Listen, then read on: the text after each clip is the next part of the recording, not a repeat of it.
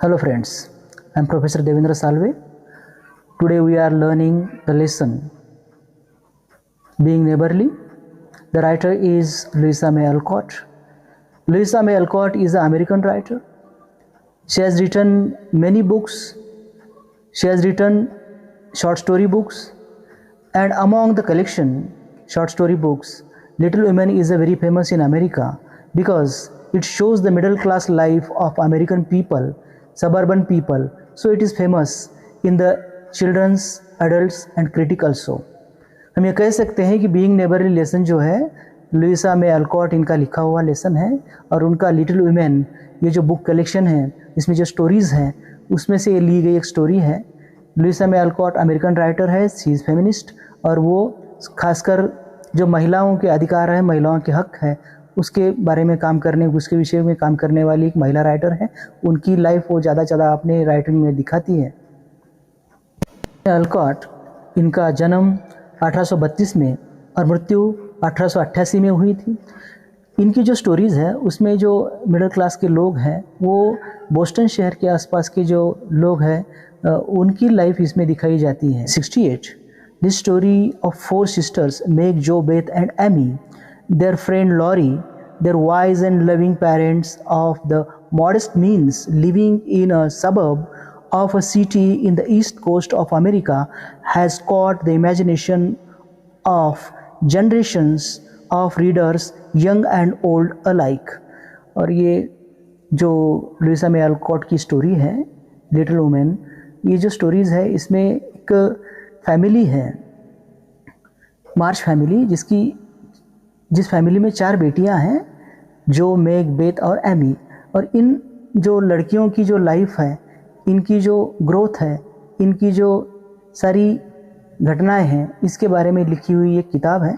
और इस किताब में से आज का एक्सट्रैक्ट लिया गया है। इनके पड़ोसी जो है लॉरेंस फैमिली, उनके आपस में जो रिलेशंस है, दोस्ती है उनकी, इन सब के बारे में, उनके पेरेंट्स जो है, जो मिडिल क्लास पेरेंट्स है, ये सब अमेरिका में जो सबब में जो इनकी लाइफ चल रही है उसके विषय में दिया गया है। एक छोटा सा एक ब्यौरा है, छोटी सी एक इन्फॉर्मेशन है, लेकिन इतनी इंटरेस्टिंग है कि पढ़ने वाले अगर चाहे छोटे बच्चे हो, बड़े हो, क्रिटिक्स हो, जनरेशन से लेकर पूरे जनरेशन, एक के बाद एक पीढ़ी, सबको इन स्टोरीज़ ने फैसिनेट किया हुआ है। सब लोग इन स्टोरीज़ के दीवाने हो चुके हैं अमेरिका में।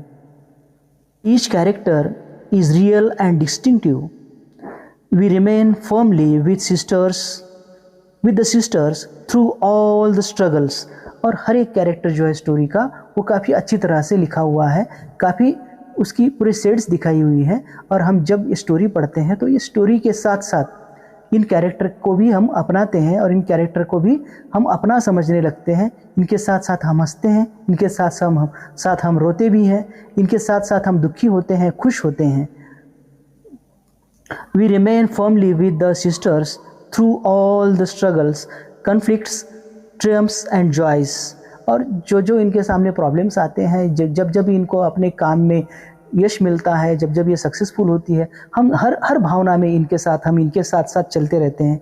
In the extract affords us a tantalizing glimpse into the book and narrates the beginning of a lifelong friendship between Joe, the brightest and liveliest of the 4 sisters, and the Laurie, their wealthy new neighbor। और ये जो story है हमें इस बात का पूरा ज्ञान देती है, इस बात की मालूमात देती हैं, इस बात की जानकारी देती हैं। यह हमें पढ़ने को मिलता है कि इन मार्च फैमिली में जो 4 बहनें हैं उनमें से जो है, जिसका नाम जो है, वो काफ़ी जिंदा दिल लड़की है, काफ़ी जॉली है। नाम की जैसे जॉली का ही शॉर्ट फॉर्म जो कर दिया जाए, इस तरह से वो जिंदा दिल लड़की है, काफ़ी खुश रहती है, खुश रखती है, कभी एक जगह नहीं बैठती, उछल कूद करती रहती है। वो खुद खुश होना चाहती है और दूसरों को भी खुश रखना चाहती है और जानती भी है, उसके लिए कोशिश भी करती है।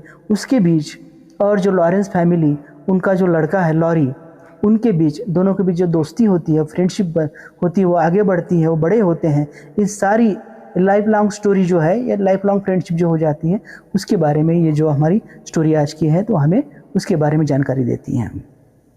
The March girls and Laurie became best buddies and much more as the book progresses. और जो मार्च फैमिली की गर्ल्स हैं वो और जो लॉरी है उनके बीच इस तरह से लाइफ लॉन्ग फ्रेंडशिप हो जाती है, वो अच्छे दोस्त बन जाते हैं और साथ साथ बड़े होते हैं। तो इनकी लाइफ में जो प्रोग्रेस होता है उस सारी चीज़ों का जो ब्यौरा है, सारी चीज़ों की इंफॉर्मेशन है, सारी चीज़ों की जो मालूमात है, ये सारी स्टोरी काफ़ी इंटरेस्टिंगली, काफ़ी बहुत जो पढ़ते हैं उन्हें काफ़ी इंटरेस्ट आता है सुनने के लिए।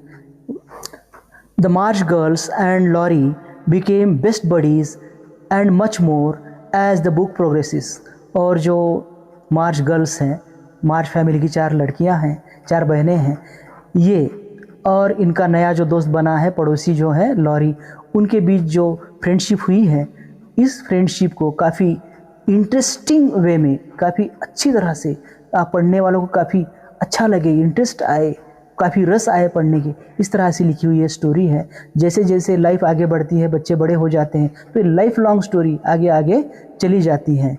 ये जैसे बुक प्रोग्रेस करता है वैसे वैसे इनकी लाइफ भी प्रोग्रेस करती है। तो आइए डिटेल में पढ़ते हैं आज की story, being neighbourly. What in the world are you going to do now, Joe? asked Meg one snowy afternoon as her sister came tampering through the hall in the rubber boots, old sack and hood, with a broom in one hand and a shovel in other. मेग ने देखा कि जो उनके घर से, hall से बाहर पैर पटकती हुई, पैरों का टाप टाप टाप ऐसा आवाज़ करती हुई बाहर जा रही है। उसने जैकेट पहन रखा है, हुडेड जो है, एक हाथ में उसके शॉवेल है, मतलब फावड़ा है, एक हाथ में ब्रूम है, झाड़ू है। वो कुछ काम करने के इरादे से बाहर जा रही है। देखकर मेग ने पूछा कि अभी इस वक्त तुम क्या करना चाहती हो, कहाँ जाना चाहती हो, बाहर जाकर क्या करना चाहती हो? Going out for exercise, answered Joe with a mischievous twinkle in her eyes. बाहर जा रही हूँ एक्सरसाइज करने के लिए, जो ने कहा, और उसकी आंखों में एक शरारत का भाव नजर आ रहा था। वो देखकर मेग भी कुछ चमक सी गई। I should think 2 long walks this morning would have been enough. It's cold and dull out, and I advise you to stay warm and dry by the fire as I do, said Meg with a shiver. मेग ने कहा कि सुबह 2 round हो चुके हैं morning walk के, वो मेरे लिए, मेरे ख्याल से एक्सरसाइज के लिए काफ़ी है। अभी बाहर मत जाओ, बाहर ठंड है, बाहर बर्फ़ पड़ रही है, जैसे मैं कर रही हूँ कि यहाँ फायर प्लेस के पास बैठी हूँ, आग जलाई है घर में, उसके पास बैठी हूँ और वहाँ बैठकर मैं अपने आप को वार्म रखने की कोशिश कर रही हूँ, सुखाने की कोशिश कर रही हूँ। तो तुम भी यही करो, आओ बाहर मत जाओ। Never take advice. Can't keep still all day. And not being a pussy cat, I don't like to doze by the fire. I like adventures and I'm going to find some.